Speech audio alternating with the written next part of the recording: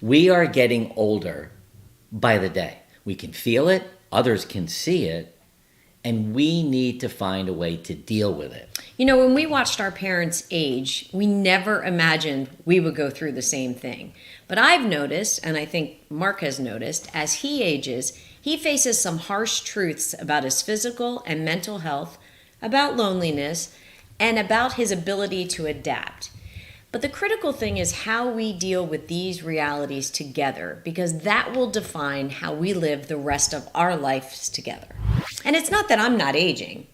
No, you're not. But I think you're going No, backwards. I am. You are. No, I you're not am. aging. You're going But today we're backwards. going to talk about your aging journey. Yeah, and I think men probably have a more difficult time than women about aging. And today I'm going to open up and share with you what I believe all men need to come to grips with, and also find a way to work through these issues with our wives or partners, our children, and our friends.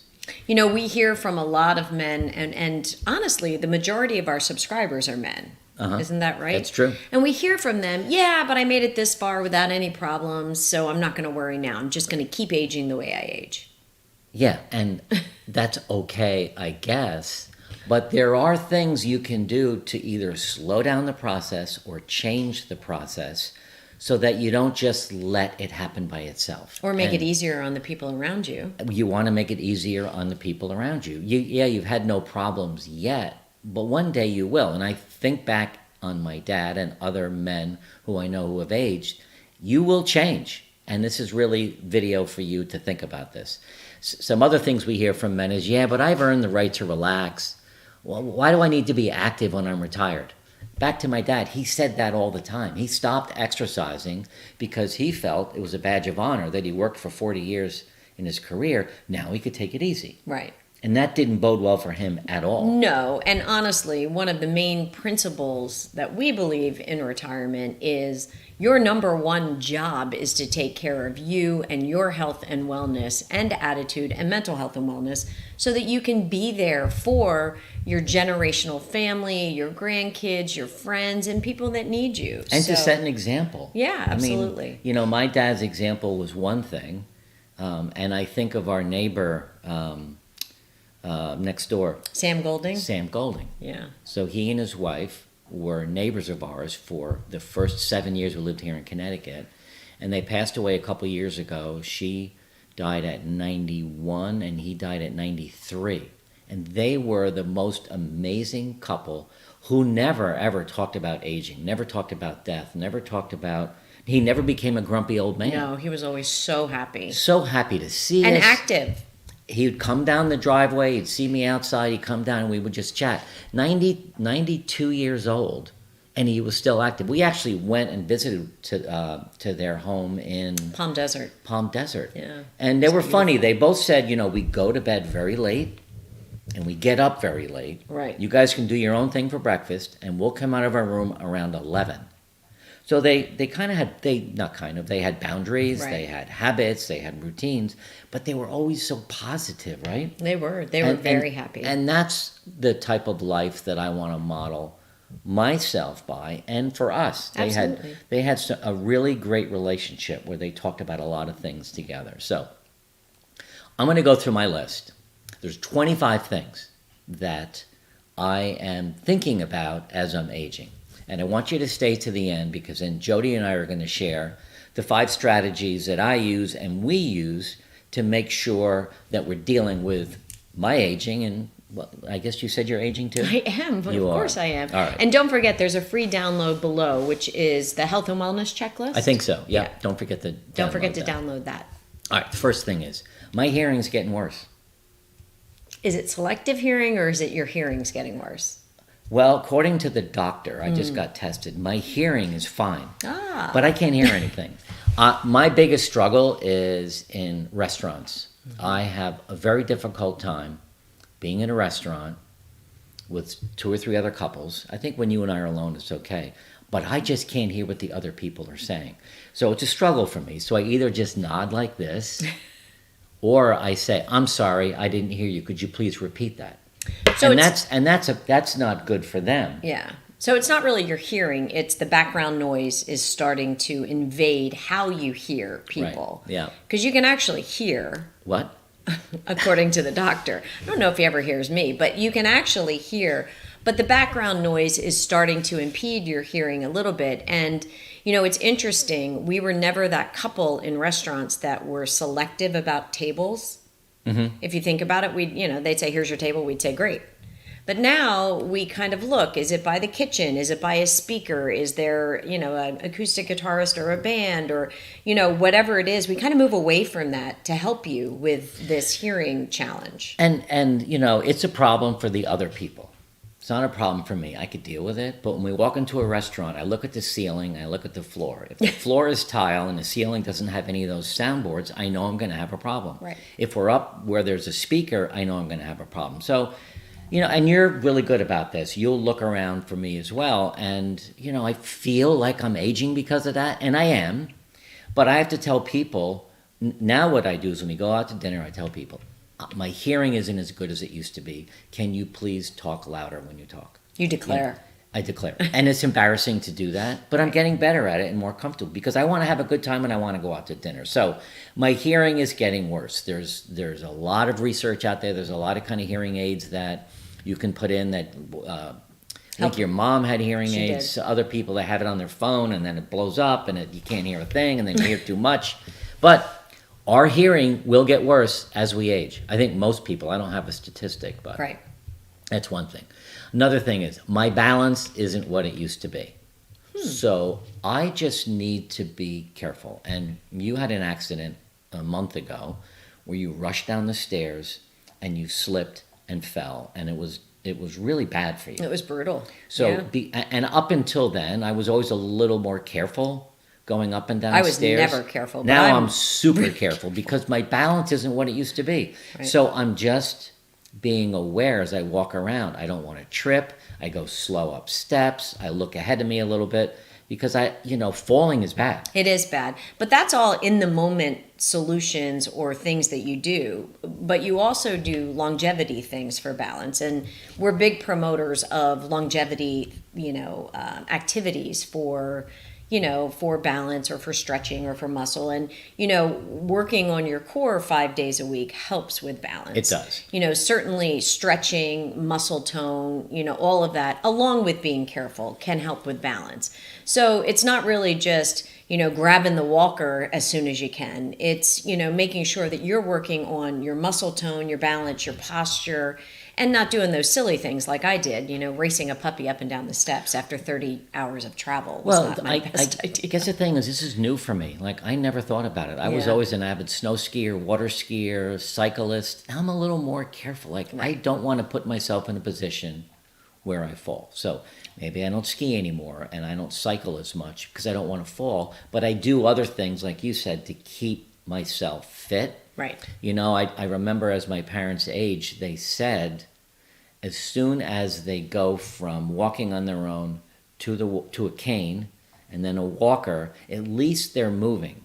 Once they go in a wheelchair, then it's over. Then they're just their body is just going to speed up the process. So I don't want that for me, and I don't want that for you.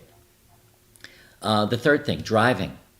I love that you're declaring this one because woo! So my driving is getting worse. Nearly terrible. No. Or it's harder. For instance, cars today have like 15 cameras on them. So I have an overhead camera. I'm a visual person, so that works okay. But backing up, I was old school. Hand like this, look, and you just see it. It's just my reaction is slower. My peripheral is a little bit different. And when I'm driving on the highway, if it's a 3-lane, I'm in the middle and I'm going the speed limit. Drives you crazy. Crazy. But that's what I do to prevent an accident. What's so funny? Well, it's almost as if because you are a visual person and you have a bit of ADD. Thank you. All of the cameras, self-diagnosed, and all of the noises, and all of the flashing mirrors when you're got another car next to you, and all that type of lights and things. I wonder if that's just almost too distracting for you because you get fixated on watching the car from above back out not realizing you're actually driving that car. You're like, look at the car, and I'm like, we're in the car. Like, Well, so it's something to be mindful of. Certainly not advocating that, people give up their license and all of that until they're ready, until the doctor and or family members, or there's a big concern. But driving is it's a big thing. It's something we do every day. Most of us don't even think about it. But as you age, you almost have to start thinking about like driving. Oftentimes we'll get to the top of our lane and you'll look at me and go left or right. And I'm That's thinking, not true because it's a one-way. well, okay. But So maybe not the over lane, exaggeration. but Many times I get to a the first stop sign and I Right. go, all right, where are we going now? Right. So there's my memory. And because I don't know, I just don't focus as much on maybe what I need to focus on because I'm self-diagnosed ADD, ADHD, and I'm looking at the rabbit run across the street Could or be. the dog. Could be. Well, my driving is getting worse. I have to be aware of that, and I have to be able to let you drive Right, more. which I don't mind. You're a great driver because I get to go to sleep and take my nap. But it's The only something. thing is, I don't know, when you guys give up the reins to drive to your partner or spouse or whoever else is in the car and you want to take your nap, do you make them like shut off like all the music and go in complete silence? Well, when I'm driving, the music is low. You get Because in the I'm driver's chatting seat. to you. You get in the driver's seat, and I want to take a 15-minute nap, and the volume goes up. That's not helpful. Then Well, I can't have rest. to stay awake too. Oh my I'm getting gosh. older too, people. All right. So anyway, driving. I feel like I am losing my patience quicker, more quickly, more often. I have to fight it. I have to fight the urge to get impatient. And I do that through meditation, physical exercise, things like that, being aware, counting to 10. How many times do I count to 10 during the day when you say something? Quite a few. Quite a few. So, it's a bad But you don't just count in your mind. Like most people I go take 1, a deep breath. Mark will look at me and go, 2. and then I know it's like I'm on the edge of the patience. Yeah. So it's I didn't used to be like that. So that's something new. So again, this is number 4. This is the 4th thing that I'm noticing about aging that I need to be aware of. Right. Not, as long as I'm aware of it and I fight it, and then I apologize quickly if I happen to lose my patience, or I give you a 5-minute warning. Right. Or If you keep this up for 5 more minutes, I'm going to get impatient. my money's There's on my- me in a dark alley. All right. My sleep is getting more and more important as I age. Right. So I need to go to bed earlier. I get up every day naturally between 4 and 4:30. Don't know why. It's been like that for years. So I could go to bed at midnight and get up at 4 and I'd be fine. I can't anymore. So Right. I used to go to bed at 11 on average, and it was 10:30 and 10. I now really need to start getting ready for bed at 8:30. Shower, PJs, into bed, so that at 9 o'clock lights go off and I go out. Yeah. And that's new. And because I'm aging, I want to make sure I get the right amount of sleep. And that's been an adjustment for you over the last 3 or 4 years. Yeah, it definitely has been a challenge for me as a spouse. So it might be a challenge for your spouse or partner as well. But I have this old school mindset, like when you're ready to go to bed, I go to bed, and I don't stay downstairs and watch TV, but I will read for a couple of hours because I'm not actually ready to go to bed. Right. But it gives me a couple of hours next to you where, at least I feel like we're together, we're sharing the bed together, and I read for a couple of hours and then I go to sleep. And I appreciate that. I Yeah. appreciate that you come upstairs with me at the same time. Yeah. I also appreciate those times when you might be traveling or I might be traveling and I get to go to bed whenever I want and I don't have to answer to anybody and just do my own thing. Wow. How about that? Huh. I love my alone time. We've done videos on that. You might get more of it. You think so? So this also comes into play when we have the kids over or Yeah. we're going out to dinner with couples. I just, if I'm going to go to bed at 11 o'clock tonight, I know tomorrow's going to be a little bit of a Yeah. different day for me, but I'm okay with that. Number 6, it's harder for me to stay focused at times. And that's this, you have anything funny to say? No. Okay. It's harder for me to stay focused at times. I don't know what that comes from. I don't know if that's an aging thing. Probably, When I was in my career, I was focused all the time and all the time. And now sometimes I just want to not focus. And I think that comes out in my driving. That's why I want to get in the middle lane and I want to just follow the taillights of the car in front of me. And I don't even, Jody's sitting next to me, says, your exit's in 1 mile. I go, okay. Your exit's in half a mile. Okay. Now your exit's in 200 feet. I go, okay, I got it.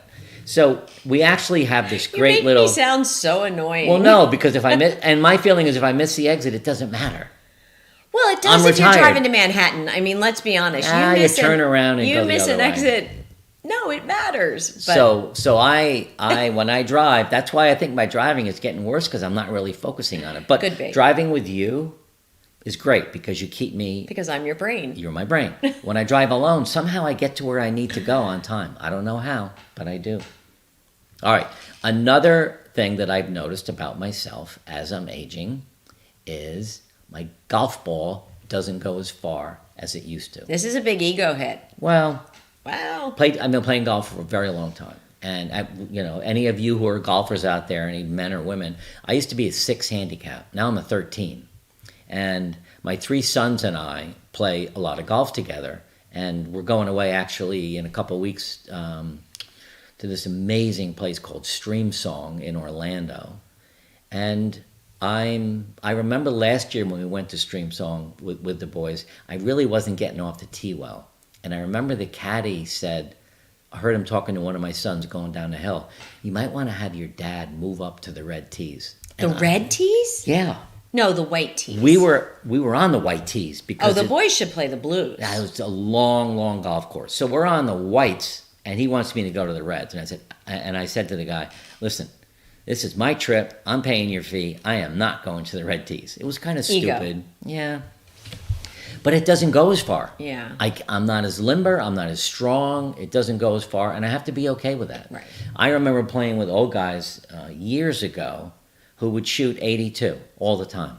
Ball wouldn't go far, but it never got in trouble. Right. I have to get better at not trying to push the distance, but focus on the accuracy. Right. But it's a change. And Definitely call a it change ego. for My you. handicap went up, so I'm not as good as I used to be. So I'm just trying to lean into that. Number 8, I'm definitely losing. Well, I don't know if I'm losing muscle mass. You're getting smaller. Start. What? You're getting smaller. Wow. Like as a human, right? Oh. Because everyone gets smaller, right? You have spine compression, all the things. I mean, you've seen people over Shrink? time get shorter. Well, Sam got shorter as we got to Yeah. know. You start losing muscle mass, I think, at the age of 30. So you're building up to 30, and then automatically it starts to go down. So what you need to do is to work out really hard on a regular basis to build muscle, or at least keep from losing it. And you and I go to the gym on a regular basis now with one of the main purposes is to build muscle mass. Well, I think in combination with that, and this is something that I'm harping on you a lot on, is you have to make sure you're also eating protein. Whether you, as subscribers, whether you're an animal protein person or a plant protein based person, it kind of really doesn't matter. But find your protein and make sure as you age, you're getting enough protein to help you with muscle mass. Yep. And I know we struggle with that sometimes. You get up in the morning and we're kind of on fire after the gym and shower and, get over to Retirement Transformed and, work on scripts and research and videos. Then it's lunchtime and we kind of scramble, and it might be a salad and maybe there's some beans in it, or something. And then dinner, we're like, I'll walk the dog, you walk the dog. Did we go grocery shopping? And before you know it, we're kind of throwing together a dinner without a lot of thought on our muscle mass and the help that protein can be as we age. Well, so I'm not saying to eat an only protein diet, but in this muscle mass conversation, there has to be a focus on what you're fueling your body with. And I'm not always good at it. No. You're better at it than I am. Yesterday and today, went to the gym, had a really hard workout, and I came back and I had a protein shake. And I don't do that regularly, but I did it yesterday and I did it today. And it definitely makes a difference to how I feel because I'm sore from working out, so the protein will help. Yeah. Another issue I'm noticing as I'm getting older is my energy for new projects is low, almost non-existent. We've bought and renovated and sold probably a half dozen houses since we got together. I don't want to do that anymore. I kind of am done with it. We're going through this huge change now. We've sold our home in Connecticut. We're moving to Florida. We haven't really talked about that much, but we're going to do some more videos on that. That's a huge change. And I have decades old all of my tools. I mean, I've put in kitchens, I've put in bathrooms, I've put in skylights, sliding glass doors, painted, wallpapered, all of that. I can do all of that. I don't want to do it anymore. My energy just isn't there. Right. So as we go to look for a new home or a new place to live, it has to be kind of ready to move in. Ready to go. Yeah. No, I would agree. And I'm only handy with instruction. So if you have no bandwidth for the project and no bandwidth for instruction, then I'm not very much help. Yeah, and the flip side of that is, because my energy for projects is low, even changing a light bulb, that Oh, come on.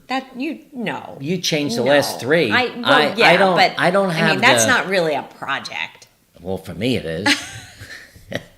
Here's a big one that I believe all men really, really need to work hard on, and that's fighting becoming a grumpy old man. There was this great book I read. I'm going to try to find it and put it in the notes below. But it talks about living happy and active well into your 90s. And there was a couple pages in there where it talked about every morning when you get up, you and I, when we get up, we have to do everything we can, put every ounce of energy into making sure we don't become a grumpy old man. And that's being impatient, being short, being curt with people, not exercising, just becoming grumpy and dissatisfied with everything around you, not being grateful. It happens. And I'm fighting that tooth and nail every single day. I think I'm doing a good job. Mm-hmm, I do too, yeah. I'm not a grumpy old man yet. A lot of it has to do with the story that, and I know you're saying grumpy old men and this is about you, but it's, you could make that just grumpy old people, you know what I mean? But I think a lot of it has to do with the story you're telling yourself in your head in the morning when your eyes open up, about the day, about what's on your plate, about who you're going to see or who you're not going to see, and I had this conversation with my pop recently, who just had open heart surgery and a double bypass, and, he's cut from here to here, and, his world, is typically this big, and for a month it's been about this big. Yeah. Because he's not able to do and play golf and do all and see all his friends and stuff. So he was really fighting that because, your world changes as you get older and you have to fight to keep it large. I know. So a lot of it has to do with what you tell yourself, I think. Another thing that I struggle with, and this comes into play, talked a little bit earlier about sleep, but I don't like going out at night. I struggle with this one. Yeah, I don't like going out to big dinners. I don't like going to the movies. I don't like going out to nightclubs. I don't like going out to concerts. And I used to do all of that, and I used to love it. I mean, I was the party guy. I'm 1 o'clock in the morning. I'm like, let's go. And now I don't have I don't remember that guy. Well, it was maybe before we were married. I was going to say, who's that guy? Yeah, you met me when I was on the downslope. I 20 years ago, you were listen. on the downslope? I don't have the desire to go out at night, and you do. I wouldn't say you do, but you will. Oh yeah. Before I will. Well, so it just what I think is important is that I know what your boundaries are on that, so I don't push it Monday through Friday. Mm-hmm. But for example, we're going to Austin, Texas in a couple of weeks to see our daughter Madeline and her boyfriend Benjamin. We're bringing another company. 4 nights. And we're bringing another couple with us for company, and we're going to the Austin Food and Wine Festival. We've got a piano bar on the ticket. We've rented a boat for the day, and then we're going to go to this great little dive Mexican place called the Hula Hut. So we have this whole agenda, and then I threw in the 11th hour, one of my favorite singers of all time is going to be in Austin at the Moody Center, and I was like, let's go to the Pink concert. And you flat out were the first one. We're like, absolutely not happening on a Sunday night before we have to leave on Monday. Yeah. But it's something I really wanted to do, and I don't push it or push you to do it. In other words, I don't say, no, Mark, I want to do it, so we're going to do it. But For me, it's like girls' night out. I'll take my Well- daughter Madeline and her friend Grace and, Sylvia, and we'll go to the Pink concert. Right. But you really have no desire to do that. No, and I wouldn't be fun. And I think I guess you'd like to have me there, but if you're would love for there you to with Sylvia and Maddie And Grace. you're going to have a wonderful time. So I think we have balanced that out pretty well together. And I know that weekend there's going to be 3 nights where we're up late. I'm okay with that. Right. I'm not going to get good sleep. We both have Aura rings. I'll be tracking the numbers. It'll be terrible. But it's okay because we really love being with these folks, and it's going to be a lot of laughs and a lot of great memories. But I don't like going out at night, and that's new for me and new for us. Right. Here's another one that I've noticed, and actually, you've got the same issue, is that we always feel cold. We're always cold. Well, that's colder. new for me, and I know this isn't about Well, it's new women, for me. but women, especially in their 50s and early 60s, I'm usually always hot. I'm just hot, like I'm just always hot. It's like a women menopause hormone thing, right? So I'm always hot. But recently, and I don't know, a friend of mine said, well, since you lost weight, you're cold all the time. I don't know if it's that, but I know recently I feel like I'm cold all the time. Well, when I was... And we have to fight the urge not to have our house old people hot. Well, I was about to say, when I was 40 years old, I go visit my parents, and they were 65, and I used to go in their house, and it was stuffy. The windows were shut, even in the summer, and the heat was on. And I'd say to my mom and dad, hey, guys, this house is old people hot. You're not old. Why is it so warm in here? Right. Well, your mother gets cold, and this, I don't like to breathe, grumpy old man thing. Well, our house is old people hot. I don't think it is. It feels hot. Does It's well, we'll nice. see because we have some of the kids coming on Friday. So if they walk in and say it's old people hot, we'll let you know. I will say that at night we make our bedroom very cold. Chilly because we sleep better. But 68. Yeah, not like it used to be. Yeah. My appetite. I eat less and I need to eat earlier. Do you guys find that you eat less as you age? I think that might be a universal men and women thing. Well, we're both on that same track. We'll have a breakfast, a shake, or something. If we're really hungry, we might go out to eat on a weekend or something like that, or some toast, avocado toast. Lunch is becoming a bigger meal for us. Yeah. And then dinner time, 5:30 or 6, we're not really that hungry. So we kind of force ourselves to eat sometimes. Yeah. Wouldn't you say? Yeah. I mean, I could give up dinner easily, like every day. Every day. I could. Well, I don't know that I that's fast healthy. twice a week. So Mondays and Thursdays I don't eat till noon. I have dinner the night before. But, the whole idea of the early bird special is becoming more interesting to us because we eat earlier, we sleep better. So that's The a kids big do thing. laugh about that, though. Like, we'll say, hey, we have dinner reservations tonight. Well, a lot of times they work until 6. Right. So if we have dinner reservations at 6, they're like, what the heck? That Can't doesn't do it. work. So Yeah. when the kids are with us, we eat later. Right. But when we're alone, we eat 5:30 or 6 for sure. Technology is a struggle. And I think because it's changing so fast. And I want to remind you, too, to stay to the end because we're going to share with you our 5 strategies that we are using to work through this aging process. But keeping up with technology is definitely harder because it's changing so damn fast. I'm in love with ChatGPT, and I like all of the changes going on around that.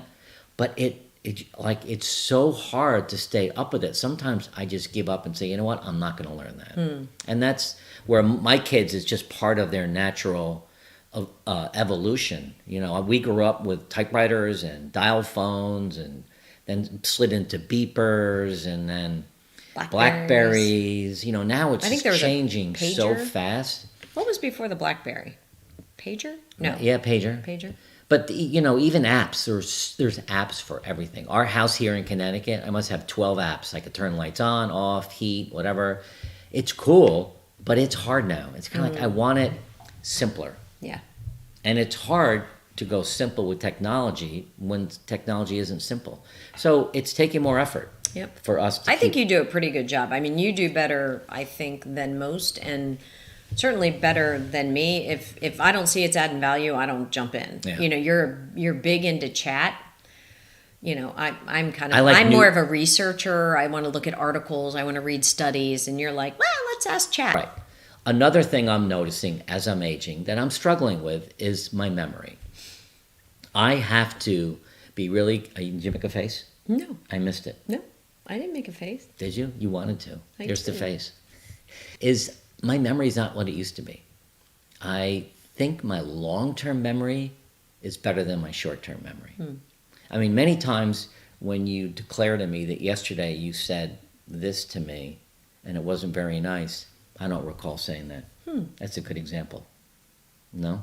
Is that like selective hearing, Yeah. selective memory? So things like my phone, my car keys, my car, my clothes, whatever, I always put stuff in the same place on a more consistent basis so I don't lose stuff. Right.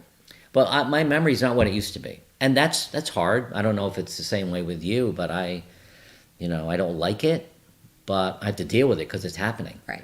Right? Right. And you have to make a few quick changes to remind yourself of things. You know, we're pretty good with notes in terms of like we're moving from this house in Connecticut, and I think we both have big long notes of like checklists. Oh, don't forget we need to return the cable boxes, for example. And so that has to go on a note. Otherwise, we'll be heading out the door and be like, did you do it? Did I do it? Who did it? So I think we found ways, and there's a lot of ways around the memory game, but there also is things that you don't do to keep your memory and your mind active. Like you won't play any memory games. You won't, do any of the Wordles. right, Yeah, I'm or not.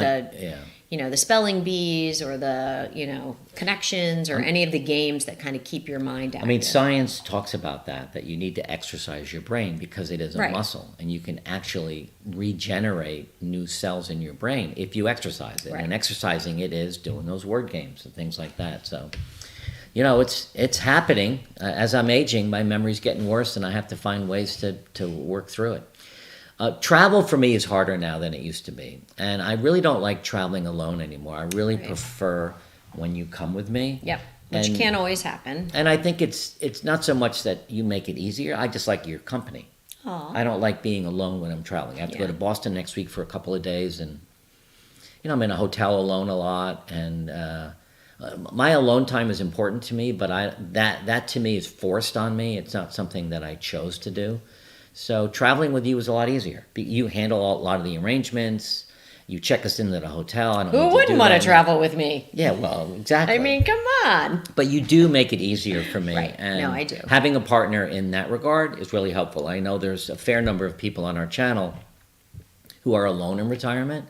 And I feel for you. I have a taste of what it's like, but not at all what you're probably going consistent through. basis. So that's something that's different for me. I used to travel to, Norway every year to see a client for 4 days every year. And I loved it. I loved the challenge of the airports, and if it was late or whatever, it didn't matter. Now it's a bit of a problem. Yeah. All right, now I have a new friend as I'm aging. A new friend. I'm not sure if it's new, but okay. Naps. Naps are my new friend. You do like a nap. If I could nap every day for 15 or 20 minutes, be a win. Yep. Be a win. Even when we're driving in a car for 3 hours, if I drive for an hour and a half, if I can nap for 10 minutes, I can go the other hour and a half. Thing is, you don't give the wheel back to me No. because you're too nervous the way I drive. But Yes. I like napping. And, there's a lot of famous people that have, lived a very long time by having naps. So that's newer for me now. And I used to nap on a Saturday once in a while, but 3-4 days a week now, I'll grab a 15-minute nap or even an hour nap. What's interesting is you can get refreshed after a 15-minute nap, and not everyone can. I mean, I can't. I'm not a napper. So when you hit a nap, I'll go walk the dog or run to the grocery store or, give the dog a bath or I always find an activity to do because I feel like if I'm going to nap, it needs to be longer than 15 or 20 minutes. I just can't hang in that. I wake up and I'm all kind of, I don't know, crabby even. Worse. Yeah. Worse crabby than I usually am. All right. A few more things to go through. And don't forget, stay to the end because we're going to share with you our strategies on how I'm dealing with this and how we're dealing with it as a couple. But number 18, the other issue I'm dealing with is alcohol. Right. I can't drink like I used to. As a matter of fact, I really don't drink at all. I will have a glass of wine once in a while, or I might even sneak a vodka tonic. But if I do have that, I'm over. I mean, I can't drive. I won't sleep well. my attitude changes. So I don't drink. It doesn't do anything positive for me. And there's no way I'm going to drink and drive. And back in the day, I did. Not that it was good, Right. but I did. So I don't know what your thoughts are, because you still drink. I do. I mean, I You don't don't- drink a lot, No. and I certainly don't drink alone. But if we go out and somebody orders a bottle of wine, I'll have a glass of wine. But if you decide you're going to have a glass of wine, I prioritize that, and then I won't, so that I can drive. Right. So I'm more nimble to it. But if you've had a really successful day or something big has happened, and you're like, I really would like a glass of wine just to wind down, then I compensate for, okay, good. I'm good with a ginger ale in a wine glass, or a club soda with lime, or something like that. So The problem is the alcohol doesn't wind me down. I know. It's ridiculous. It used to. I used to think used to that's think that it why did, yeah. I would have a drink at night with you. I mean, we first got married, we would have a bottle of white wine, split it while we were cooking dinner, a bottle of red at dinner, and sometimes open another bottle to have another glass. There's no way I could do that No. now. It's just no way. So it's a change. I don't keep drinking because I used to drink. I'm getting older. Alcohol doesn't serve me well, so I'm not drinking much. Right. You mentioned this before, but I am shrinking. I think you're sure. When I met Jody, I was a size large. You also wear shirt. your pants up to here. I used to wear my pants up to my chest with a tight belt. My clothes got looser, so I started buying mediums up top, and my waist is getting smaller. So I'm 160 pounds, and I'm trying to stay there. I weigh myself every day, not for fear of gaining weight, but for fear of losing weight. Right. Because I think 160 is good for me. My doctor thinks it's good, but I'm shrinking. As I'm getting older, my body is just shrinking. Muscle mass, your spine compresses, like you said. I think your legs compress. So, I used to be 6'2", now I'm 5'9". You were never 6'2". No. But it's a thing to deal with it as a man, the whole ego thing again. Right. My children are now as tall, if not taller than me, because I'm shrinking. Right. But I'm not going to be the guy. I am not going to be the guy Who that hunches? continues to wear the oversized blazer that I had 12 years ago, and now it's 2 sizes too big. My clothes are shrinking with me. I'm forcing myself to donate that stuff and buy trimmer, tighter clothes, because I think I look better and I feel better. Right. When I put on the loose, baggy clothes, I'm like, what are you doing? Yeah. But some men don't do that, and I think that's a good boost for you. If you're feeling like you're shrinking and your clothes are getting too big, donate them to someone who would really appreciate that and buy some different size clothes. Yeah, what you've been doing. Let's talk about money for a minute. As I'm getting older, I'm 67. I don't know how much longer we're going to live. I know that our lifestyle's changing, we're slowing down, we're continuing to downsize and declutter. But the issue of, do we have enough money to live the life we're living now?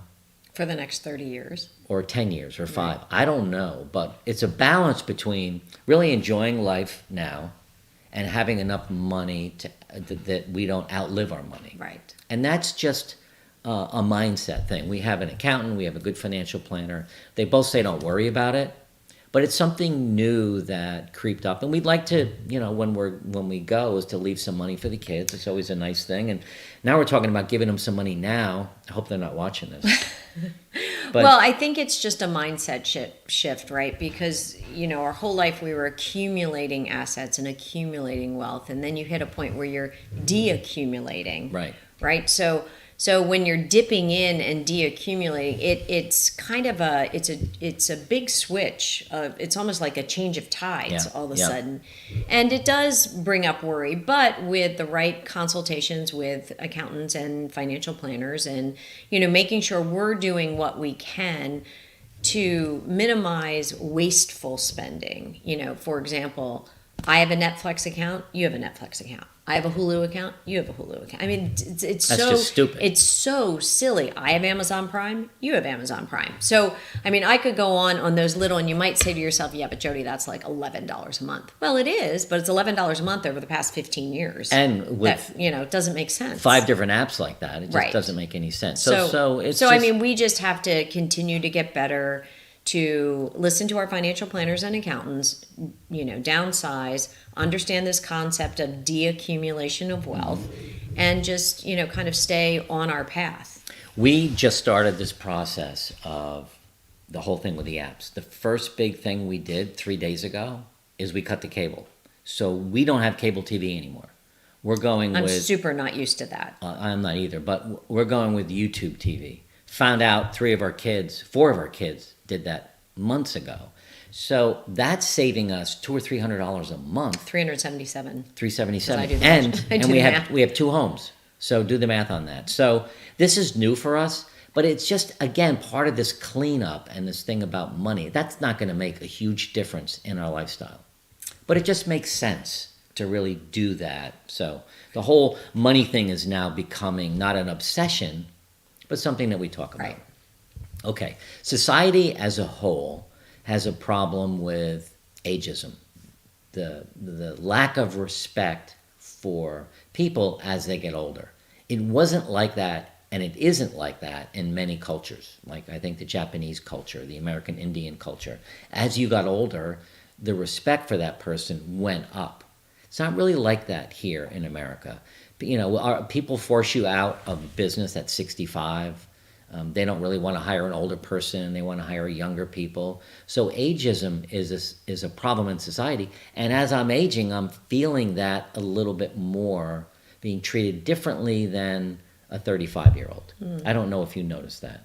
I haven't noticed it yet for me, but I am more aware of it because of the work we do and the research that we are involved in, and some of the other groups that we're involved in with, Modern Elder Academy, or, trying to push this lifelong learning and staying relevant, and multi-generational relationships, and all the things that we're trying to do to combat ageism. Some of my greatest joys for me are coaching women that are 35 years old, because I remember being 35 years old in the business world. So I'm trying to keep those connections to kind of disband that feeling of being irrelevant and, the ageism that comes at you in society. Yeah. So it's a thing, and we have to be aware of it. Again, right. I'm getting older. From the outside looking in, I think I look good for my age, but I do look a lot older than when I was 30. Sure. And I act like I'm older, so I drive slower. Yeah.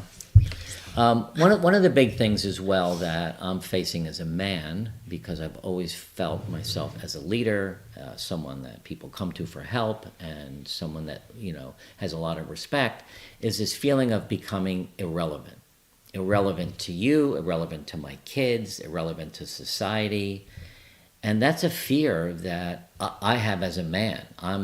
What does that look like? How do you feel? So I was brought up as a provider. Like, I should always do the driving. I should work. I should be the money earner. It's a very old school thing that my parents taught me. My mom didn't work. She volunteered, but she was a stay-at-home mom. You were not a stay-at-home mom. You had an amazing career, and your 3 daughters have amazing careers, and our stepdaughters, no, daughter-in-laws all have great careers. So it's changed. But I always want to feel like I'm bringing value to people. I'm balancing that by this YouTube channel. I feel very relevant now on the topic of retirement transformation. I have my book that I wrote, The Evolving Man. So I'm trying to evolve into something. I don't know what I'll end up as, but staying relevant takes effort. It does. It does. And if I don't work at it, then all of a sudden I don't matter. Yeah. I don't know if I answered your question. Yeah, no, you did. I mean, I do think that in retirement, one of the first struggles is this idea of becoming irrelevant, especially if you had a career that labeled you. You're a doctor, you're an attorney, you're an accountant, you're a CEO. If you had that label and you led with that in life, which you did, I am the CEO, so when you lead with that, immediately there's this question upon relevance. Mm-hmm. Where do I fit? What do I do? Who do I coach? How do I mentor? And a lot of the big mistakes that we find people make is they try to take those skill sets and then they try to manage their family or their relationships in the same way they did their offices. Yeah. And so there's a balance between, forcing yourself to be relevant and growing and learning into relevance, I think. Yeah. And I think, what we advocate is that you grow and learn as opposed to force relevance. Right. So it takes effort for Yeah. sure. The other thing that takes effort as aging is making new friends. They, during my career, I met new people every day. I was in sales and I was networking and I was handing out my card, meeting new people, and you could go through this filtering process of doing business with people that you wanted to do business with. When you retire and you step back, we're each other's best friends, right? You're my best friend, right? Are you my best friend? But outside of that, I didn't answer. Yes. No, you didn't. Sorry. Outside of that, golf, I meet people. In the community, we meet people. Or we always become friends with the shopkeepers wherever we live. Volunteering. But it takes effort. Like, I've got to go out and introduce myself and not be bashful about that. Otherwise, you don't make new friends. Right. Yeah. Right? No, I mean, I have a you have to put yourself in places to meet people. And you also have to give people a chance.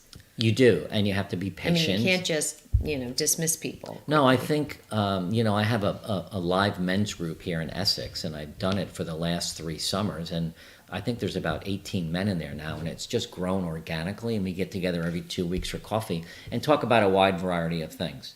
These guys are really good friends, and I will try the best I can to keep those relationships active once I leave, but that took effort. Yeah.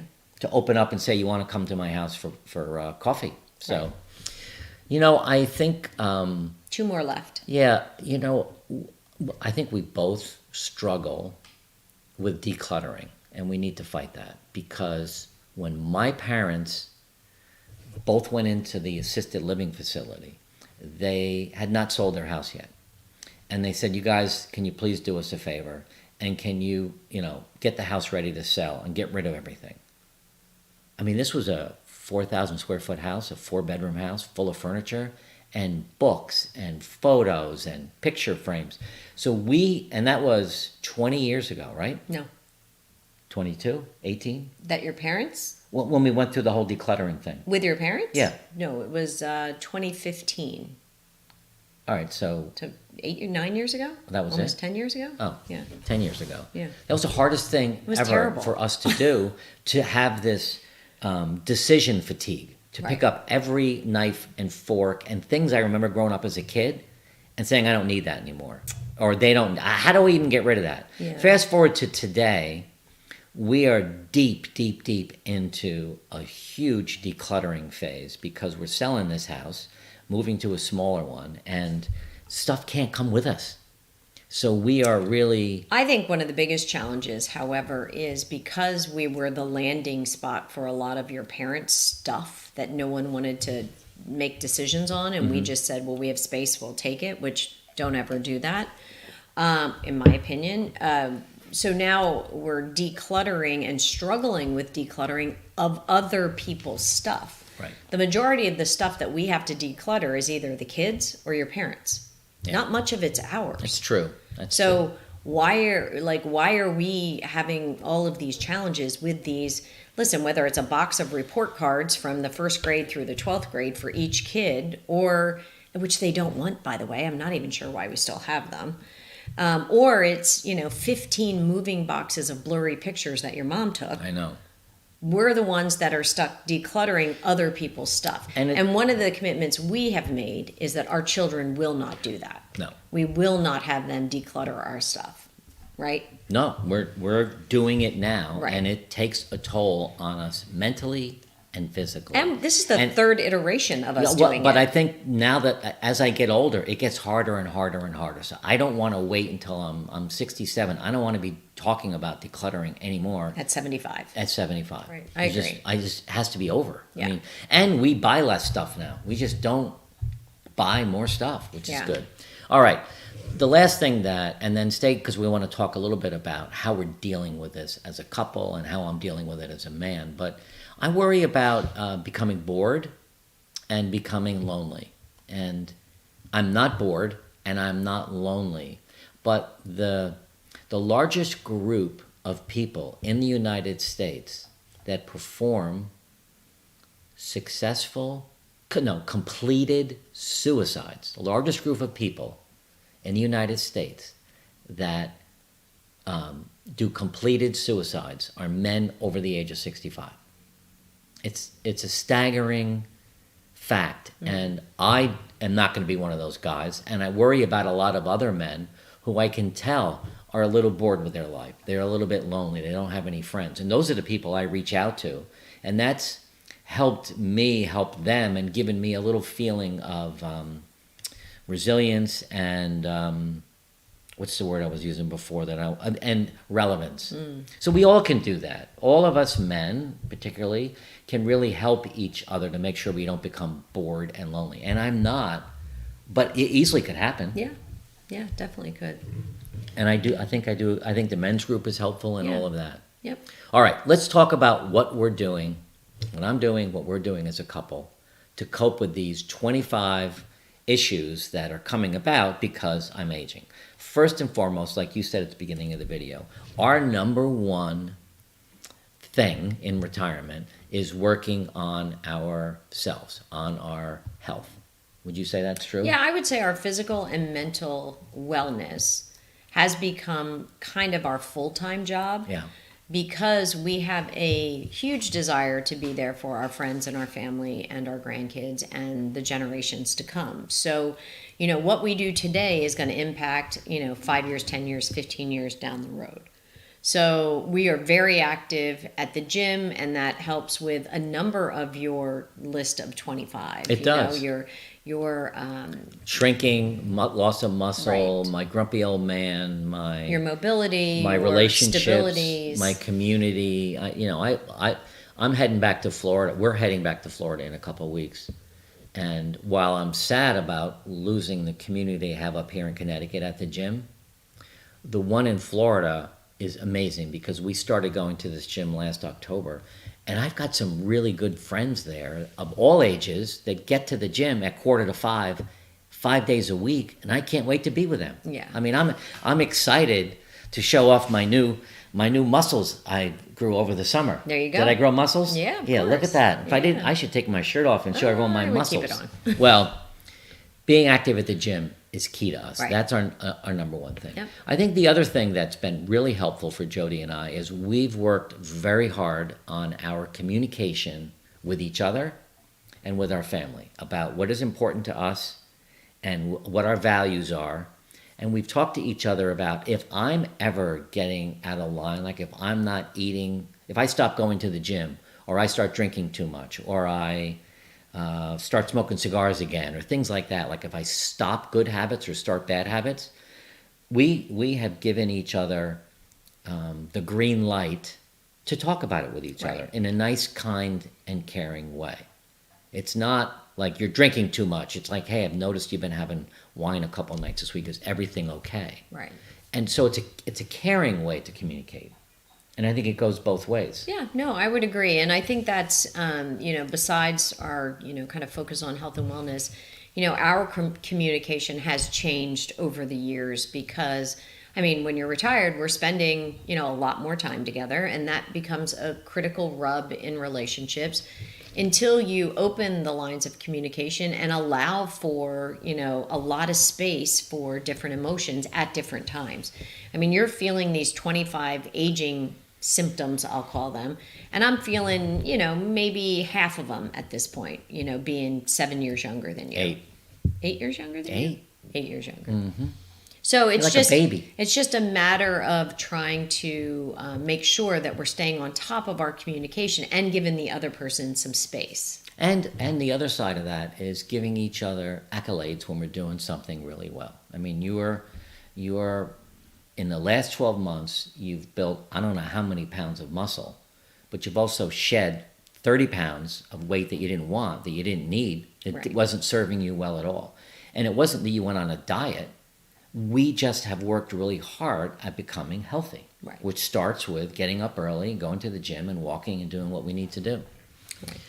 The third thing that we do, and I'm doing a lot of now, is really adapting to the fact that I am aging and coming to grips with it. I listed 25 things. There's probably 50 things that are going on in my body that are happening because I'm getting older. My body is wearing down. So we've worked really hard at finding new ways to live a happy, fulfilling life without becoming sad, depressed, and lonely, and feeling sorry for ourselves. Absolutely. Absolutely. Yeah. And I think the next thing that we've done is, we've really focused on, health, wellness, and checkups, making sure we're checking in with our medical professionals, to maybe help be proactive in some areas and maybe even kind of slap us a little bit to be reactive in areas that we, needed some push on. And I think health checkups needs to really make this list. Yeah, there are friends of mine who are my age or younger or older who don't go to the doctor. They just don't go. And they don't go because they don't want to hear the bad news. They don't want to look for trouble. Well, that's why you go to the doctor. I mean, I just recently got diagnosed with sleep apnea. And, last night was a nightmare for you, you said. Night before was fine.